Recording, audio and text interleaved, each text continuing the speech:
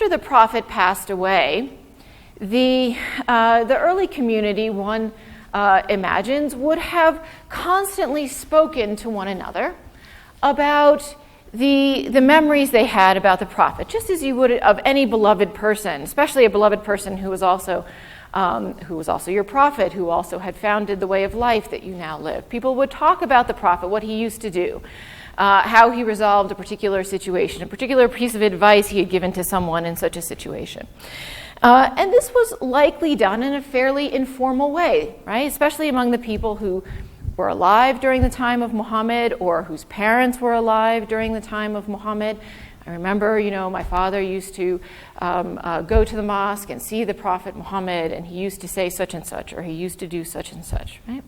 So in the earliest, among these early generations of Muslims, sharing stories about the Prophet was a way of keeping his memory alive, a way of transmitting to later generations what it was like to be in the presence of the Prophet. Okay. Now, besides the Sunnah, which eventually get codified into Hadith, that I'm going to talk about in a minute, there are many ways in which the memory of the Prophet is preserved. Muslims also wrote biographies of the Prophet Muhammad.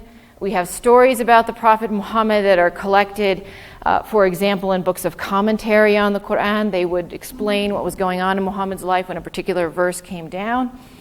But it's only the Sunnah of the Prophet that are codified in Hadith, and I'm going to talk about that codification process in a moment, but it's only those Sunnah that are codified in Hadith, or this genre of Hadith literature, that become truly canonical and sources of law, reliable sources of law for Muslims.